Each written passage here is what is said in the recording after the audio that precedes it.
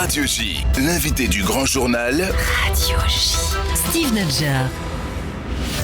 Steve Suissa, bonjour. Bonjour. Et merci d'avoir accepté notre invitation. Vous êtes réalisateur, metteur en scène avec une dernière pièce sélectionnée dont on a parlé la semaine dernière avec Amélie Haddad, en ce moment au Théâtre Marigny à Paris. Et puis vous êtes également producteur et réalisateur de l'émission À l'origine sur France 2, une émission de rencontre, de connaissances, de découverte de judaïsme, à la fois d'un point de vue cultuel et culturel. Et vous proposez ce dimanche à 9h15 précisément une émission exceptionnelle au cœur du mémorial de Yad Vashem à Jérusalem. Quelle a été justement l'origine de ce projet télévisuel ? Ce musée fascine tous les horizons, toutes les sociétés, toutes les religions, toutes les personnes qui sont sensibles à la mémoire, à la transmission. Et ce musée est une énorme bâtisse d'espoir de 4200 mètres carrés au-dessus de Jérusalem. Il est fait comme un triangle qui part du sol, qui va vers la lumière, avec une vue incroyable sur toute la capitale d'Israël.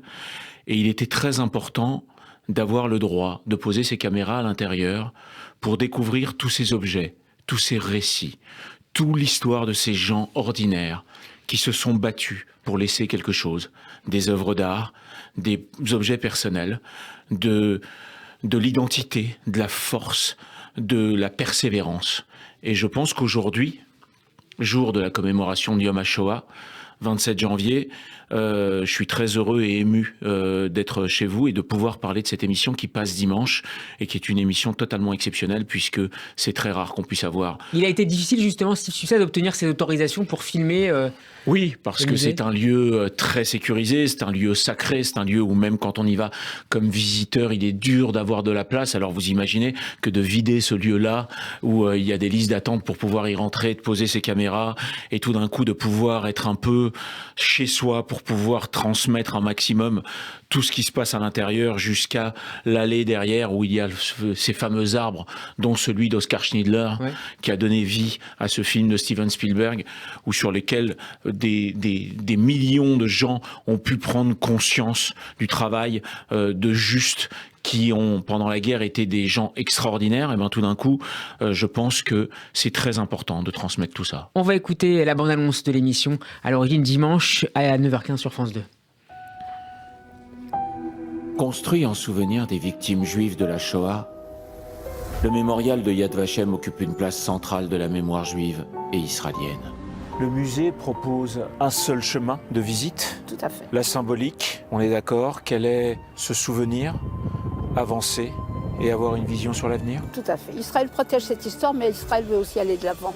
Israël aimerait bien que tous ceux qui viennent voir ce musée se rendent compte des souffrances juives d'une part. On ne peut pas les nier, c'est évident, mais aussi de l'effort qui a été fait pour dépasser ces souffrances, de l'effort qui a été fait pour aller de l'avant et pour créer un pays où, juifs ou non juifs, y trouvent une place. Steve Suissa, quel a été le moment le plus fort de ce tournage ?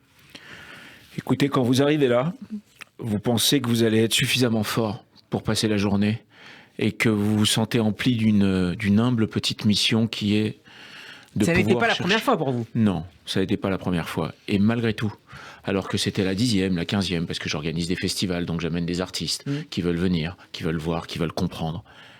Et ça fait à chaque fois la même chose. Vous marchez dans les couloirs de ce musée qui est tellement bien mis en scène, qui est tellement digne, qui est tellement élégant, qui est tellement dans une lumière où vous vous sentez en confession avec vous-même, avec votre âme.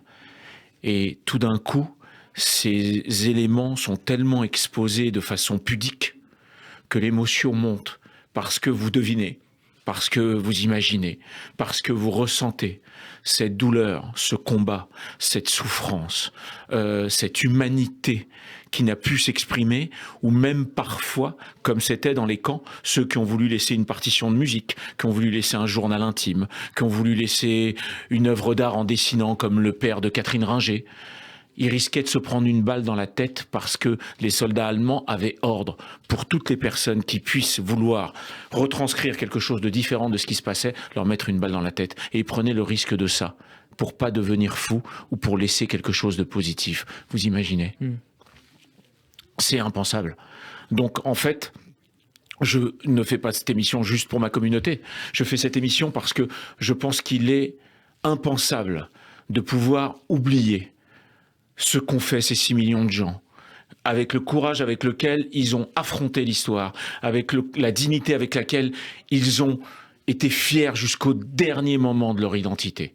Et je pense que pour les jeunes générations, c'est incroyable quand vous savez qu'autour de ce musée, des écoles sont en train de se créer, où on invite les pédagogues du monde entier pour leur donner les armes, qui sont des mots, pour convaincre des adolescents de s'intéresser à l'histoire de la Shoah. Alors justement, avec la disparition progressive malheureusement des derniers survivants, on réfléchit de plus en plus à l'ère du post-témoin.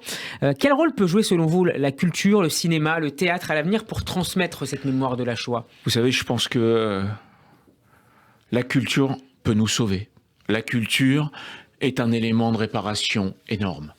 La culture, c'est le seul endroit au monde, devant un écran, dans une salle de spectacle, dans un musée, où il y a la paix. Et c'est le seul endroit au monde où on peut avoir 10 personnes qui viennent de 10 pays différents, mais qui, devant une humanité, une culture ou une vision du monde, vont rire et pleurer ensemble. Donc je pense que la culture, elle est nécessaire aujourd'hui. Et que donner envie de se cultiver, nos enfants et nos petits-enfants derrière, je pense que c'est d'une mission absolue. C'est absolu. Il faut ça. C'est impératif. C'est impératif. Quand un adolescent lit le journal d'Anne Frank, il ne lit pas l'histoire d'une petite juive pendant la guerre qui agonise.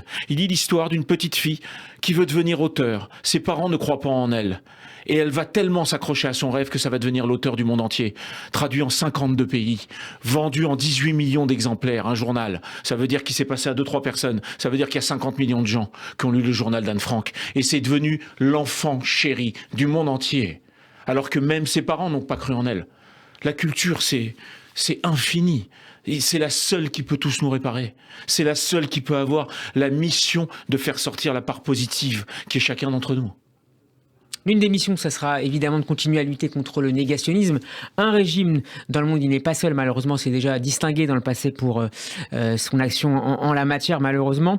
L'Iran, le régime islamique, a annoncé de nouvelles mesures contre l'Union européenne et la Grande-Bretagne, contre plusieurs entités, notamment en France, Anne Hidalgo, mais aussi Radio J. Votre réaction, Steve Suissa ? Elle me répugne quand votre président, Dominique Romano, est un homme d'un courage exemplaire, d'une générosité exemplaire pour se passionner de bonnes informations, de bonnes choses qui se passent et d'envie de diffuser l'information pour donner du courage aux gens. Quand on peut attaquer quelqu'un qui ne fait juste se servir de son talent de président, d'homme d'affaires, de ce que vous voulez, pour aider des gens comme nous, comme vous, des techniciens, des animateurs, des artistes, les directeurs de cette radio qui sont derrière. Tout ça pour juste apporter du réconfort aux gens en leur disant ce qui se passe vraiment dans le monde, je trouve que c'est une horreur. Alors si c'est ça d'être terroriste, eh ben alors là, j'aimerais bien comprendre moi. Parce que moi, je suis fier d'être là. Je suis fier d'avoir comme ami Bernard-Henri Lévy. Parce que ces gens-là ne font que diffuser ce qui est humain et ce qui est vrai. Et même le propre peuple de ce pays n'en peut plus de ce gouvernement abject. Donc j'aimerais bien les voir moi un jour. Merci beaucoup Steve Suissa d'avoir été avec nous. Je donne rendez-vous à nos auditeurs dimanche à 9h15 sur France 2 pour un numéro exceptionnel d'À l'origine. À très bientôt sur Radio J. Merci beaucoup Steve. Merci.